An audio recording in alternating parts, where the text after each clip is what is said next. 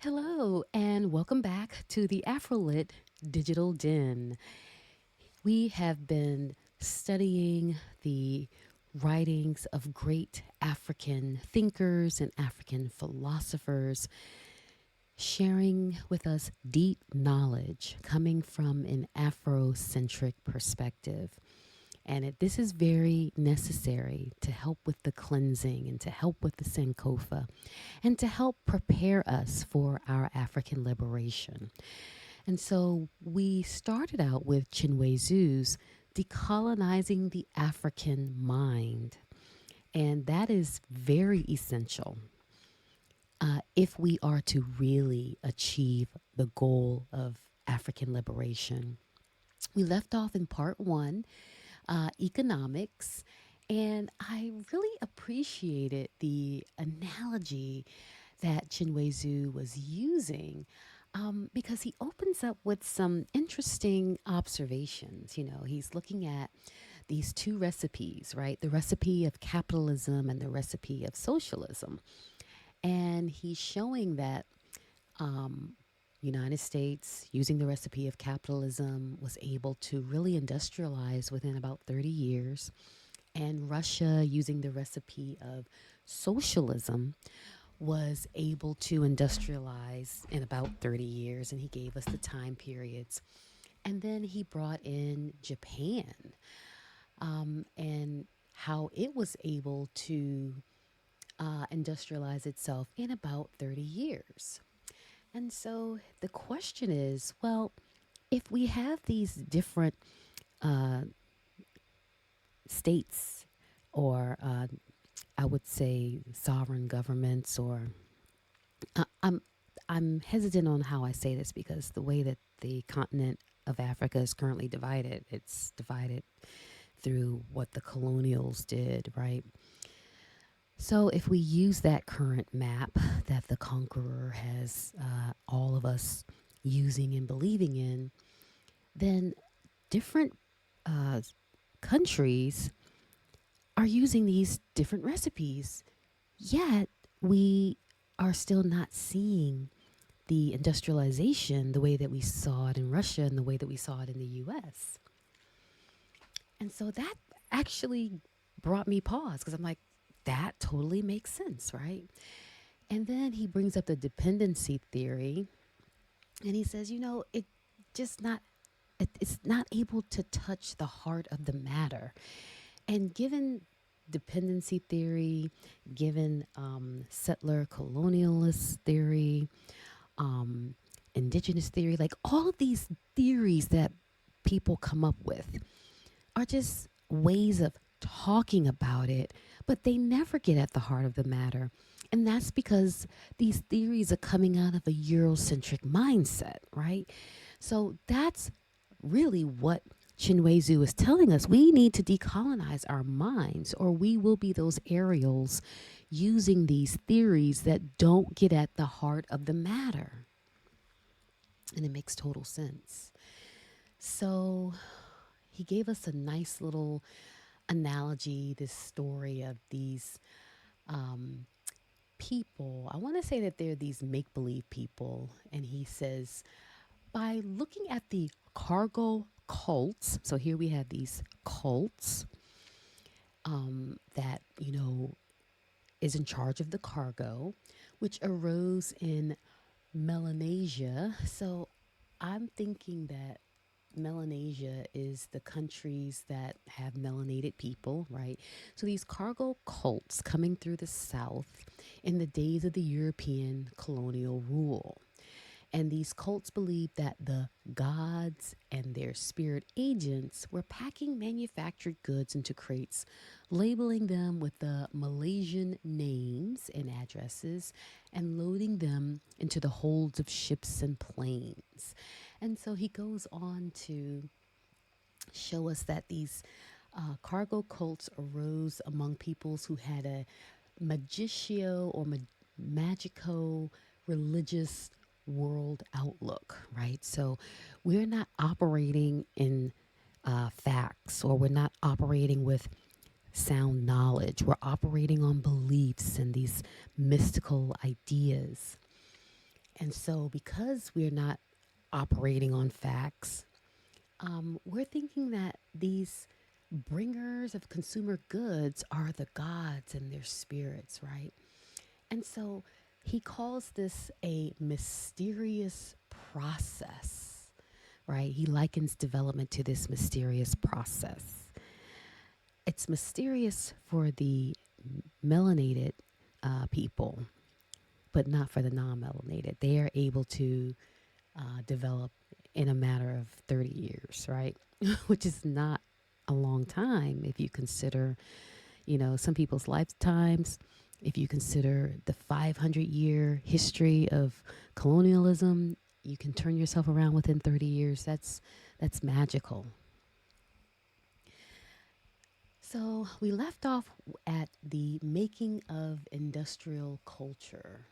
So here we have this industrial culture. And he says, there once appeared a cartoon in the magazine Vanity Fair showing John D. Rockefeller and Joseph Stalin together beaming on an industrial city like rival artists admiring some fine work. And so that's interesting because I'm thinking Rockefeller would be from the capitalist side and Stalin would be from the communist side.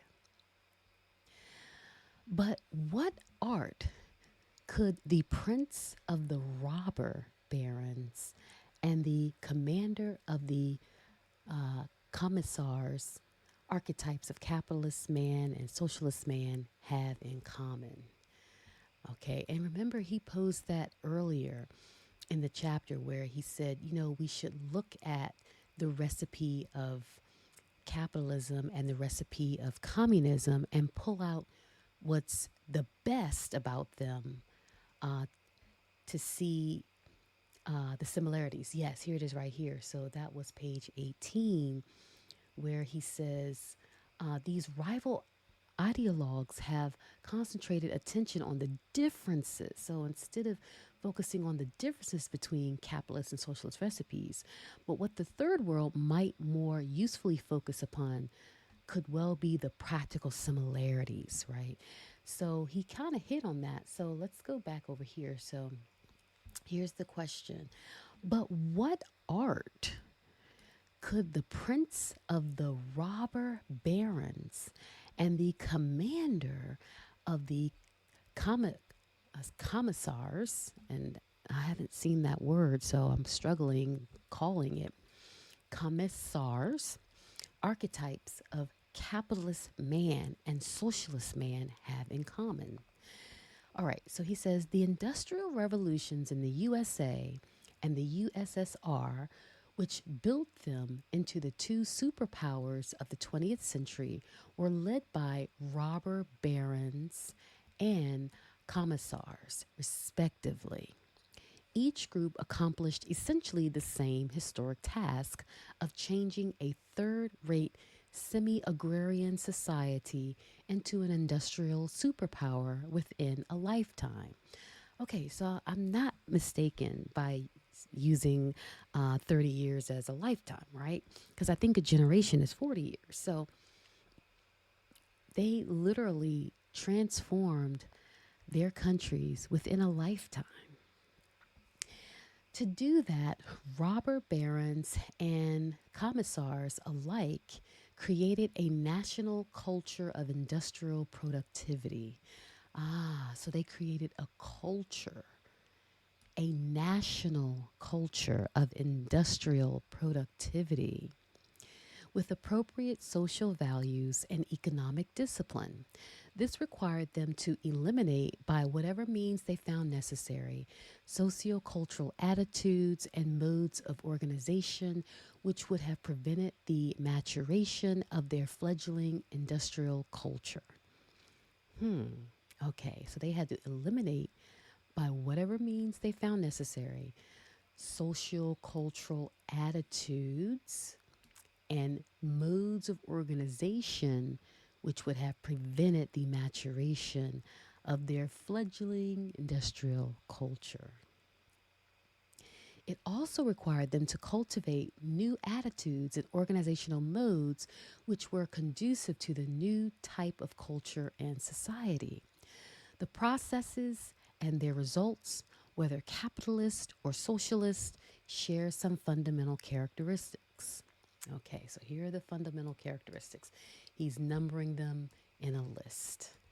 Okay, so we have one, an acceptance of the nation state as the paramount focus of the loyalties of citizens, with all other loyalties, subnational and supranational, being made subordinate.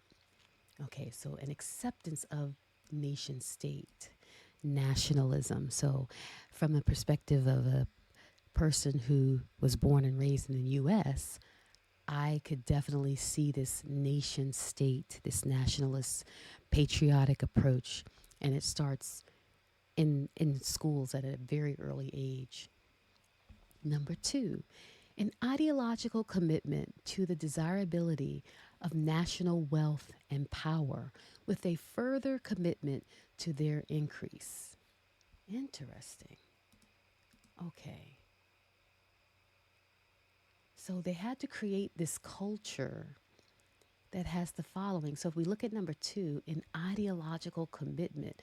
So we have to be committed mentally, consciously, to the desirability of national wealth and power.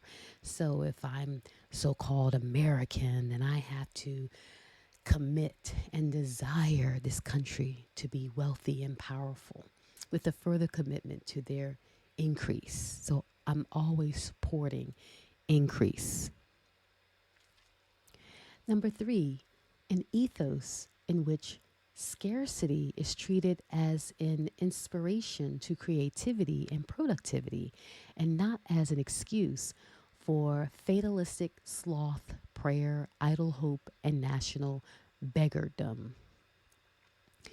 So you have to have an ethical system where scarcity is treated as an inspiration, right? So if I don't have food, if I don't have shelter, if I don't have clothing, the five essential things, which is what economics is. Economics is covering all the necessities of the household.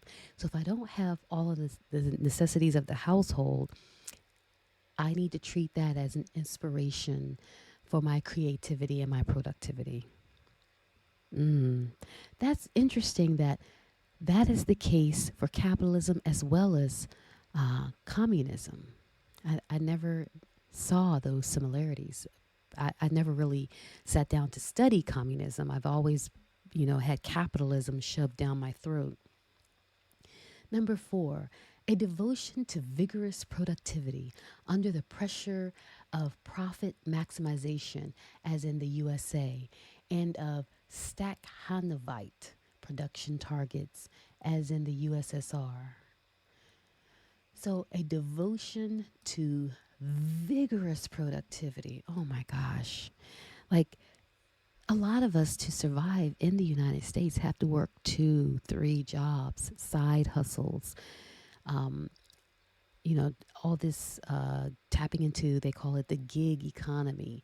So, vigorous productivity, we have to be devoted to that, which is interesting. It's the elite do not have to be devoted to that, whereas the working class does. That is interesting. And it says a devotion to vigorous productivity under the pressure of profit maximization. And I remember Dr. Leonard Jeffries saying that when you have your value system, if it's driven by materialism, then the focus is on profit, property, and power. And so, with this European value system driven by materialism, we see the vigorous productivity under the pressure of profit maximization. So now they're really pushing for this profit. Whereas on the USSR side, which is present day Russia, we have the Stackhanovite production targets. So it's really the same thing under a different name, which is pretty interesting. Number five, a high value on efficiency that is harnessed to productivity through the cultivation of a work and performance ethic. And they always in this country like to talk about merit, merit, merit, right? So here they have a high value on efficiency that is harnessed to productivity through the cultivation of a work and performance ethic. So it's so interesting how the elite are free from the necessities because the people that they've permanently installed into servitude are uh, given a mindset that highly values productivity through work and performance. It's like when you learn more and more, you realize how bamboozled you've been. And that's what Mfudishi Jehutimus always says. You've been bamboozled. And he is so right about that. Okay, number six, a constant nurturing of the habit of saving and productive investment, together with the elimination of customs and social expectations which hinder it. So, here, if you have any customs that are going against this habit of saving and productive investment, so that's really interesting how they want you to save. It's like they embed that in you so that you can value scarcity. And then number seven, the cultivation of a rationalist world outlook and a problem solving approach to life. So we have to have a rationalist world outlook. And I would have to dig into that a little bit more because when I think rationalist, I think it's linked to reason, which is linked to Eurocentric reasoning and episteme. So this is interesting. Number seven, I will dig more into that. Number eight, an industrial mode of organizing production and distribution with appropriate family and social structures to support and benefit from industrial organization. So here we have an industrial mode of organizing production. So we have this, like, I guess, assembly line that organizes production and distribution. So that would be the supply chain that folks were talking about that got impacted via the global pandemic. So we have an industrial mode of organizing production and distribution with appropriate family and social structures. So now we have to set up family structures and social structures that support and benefit from that organization. So if we have husbands and wives working on this supply chain or in the manufacturing line, that's attached to families, that's attached to social structures. So this shows me how these types of organizing can penetrate the different levels of our social lives. And then number nine, a system of effective state institutions to provide guidance, support, and arbitration services to economic organizations. So now we need another system. So here we have the industrial culture. So we're making an industrial culture and we need these nine things, but then we also need a system of effective state institutions. So now here's where we tap into state governments or districts or provinces, prefectures, right? So a system of effective state institutions to provide guidance. So now here we get guidance, support, and arbitration services. So if you feel like you've been wronged, we can arbitrate for you. To economic organizations. Huh. Guidance, support, and arbitration services to economic organizations. And I'm thinking those economic organizations are the banking systems, anything, at least in a capitalist society, anything that connects to the finances. Okay, now he says, by endowing their pre industrial cultures with such requisites, these countries were able to transform resources, their own as well as those imported from the third world, into the industrial goods and services upon which their power and prosperity would depend. But since there is no free lunch, what price did the USA and the USSR pay for their achievement? Okay, so this did not happen for free. Who footed the bill? What was the cost? In each country, fashioning an industrial culture required the mobilization and re socializing of millions of people.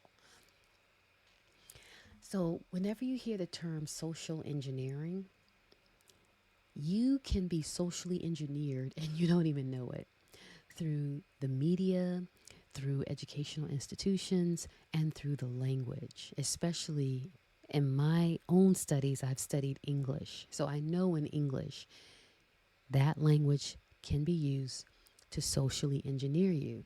So here, in each country, fashioning an industrial culture required the mobilization and resocializing of millions of people.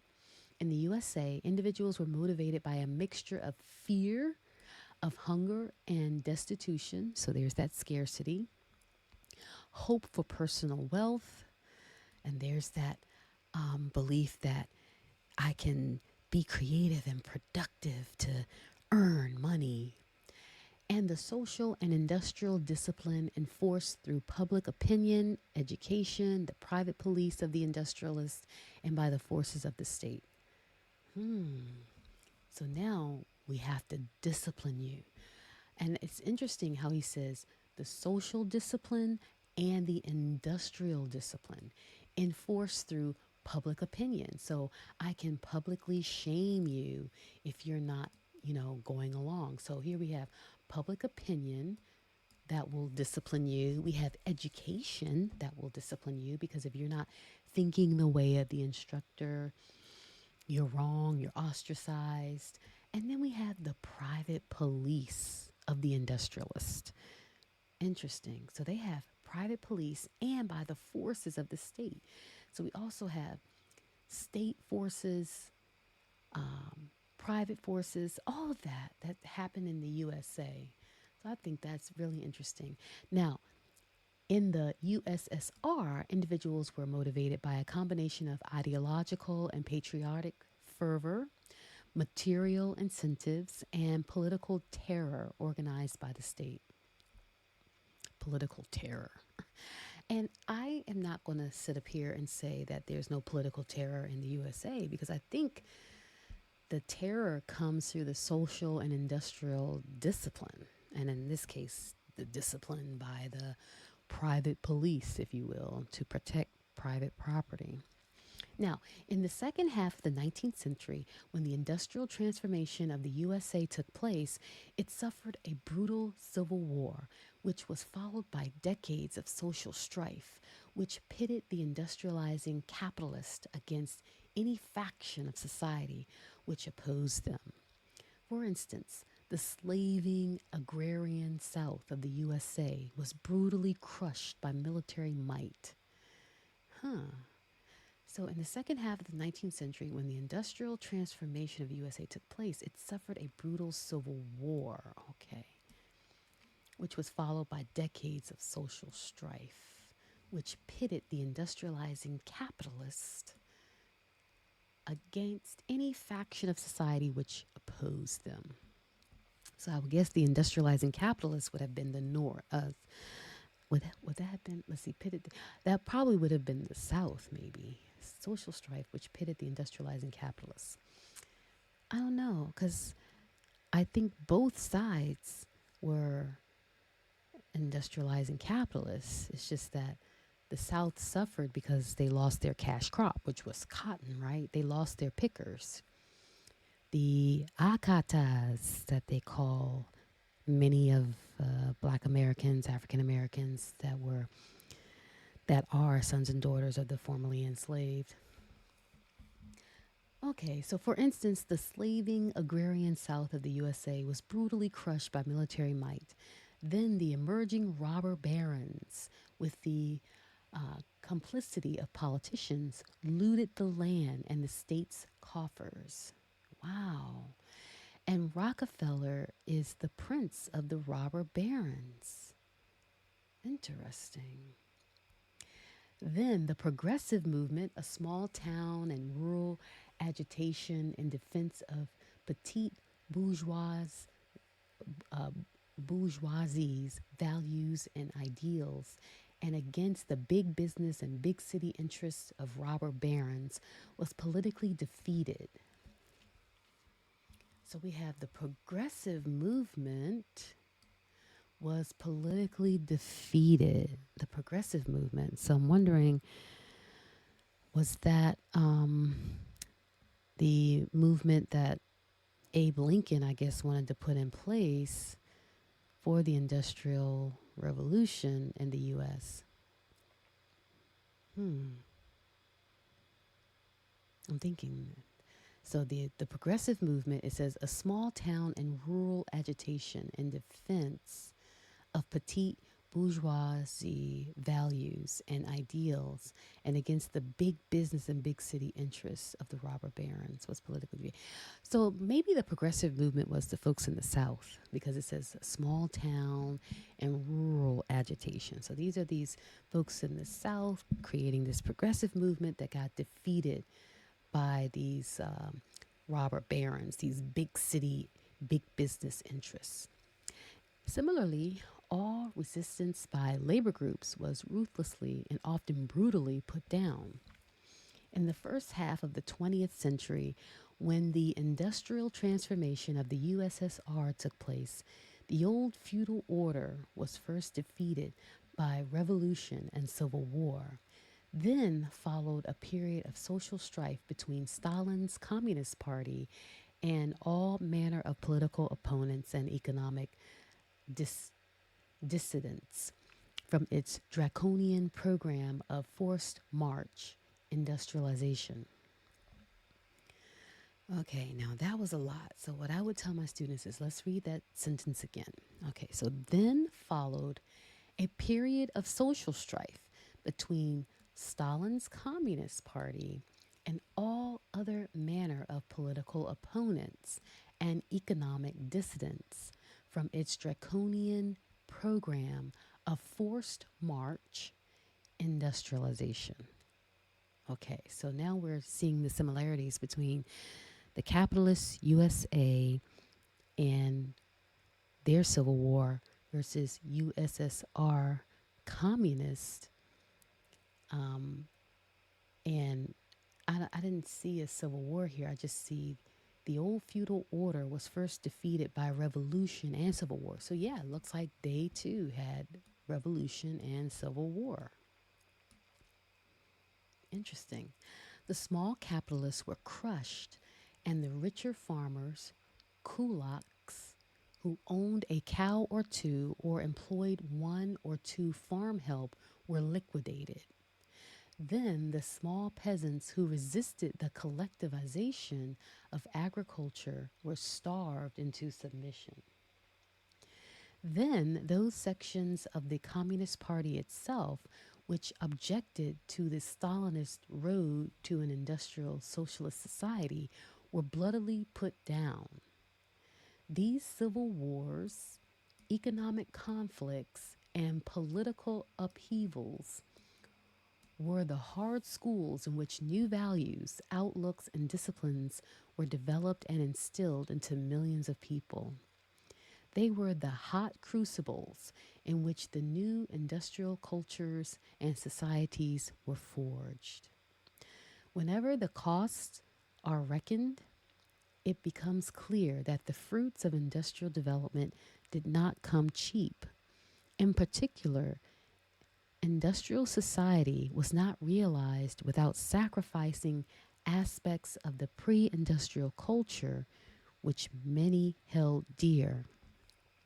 Furthermore, it required an indomitable will to development from the leaders of the transformation.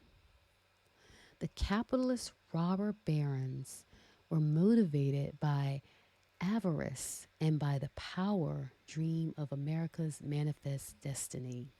And that's the conquest, uh, kind of like their code to conquest, their right to conquer. So the capitalist robber barons were motivated by avarice and by the power dream of America's manifest destiny. And it says the communist commissars were motivated by fear of destruction by a hostile capitalist West, and by dreams of a socialist paradise on earth. But whichever way, the same creative will had to be sustained against a seemingly endless storm of social resistance. Wow, so he gave us a whole history lesson there. You know, when you are educated in the public school systems, especially I'm basing it on my own experience. We didn't study a lot about communism. We kind of hit on it when we studied World War II. And I'm going to start using new language because it was not a world war, it was a European war. So it's the Second European War. We learned about Stalin, we learned about communism. At that time, it was USSR, Russia.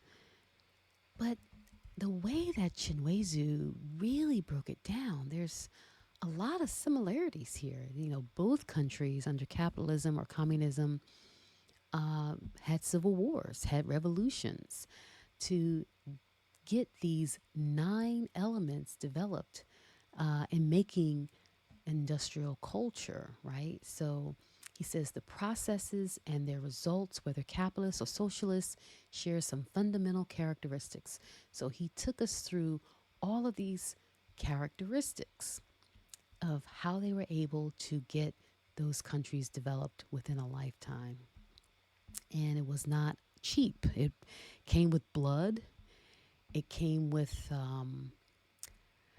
let's see, economic conflicts, political upheavals. So, like what he said, there was no free lunch. All right. So, when we meet next time, we'll pick up at economic development in ambiguous misnomer. We'll see what he has to say about that. Thanks for reading along.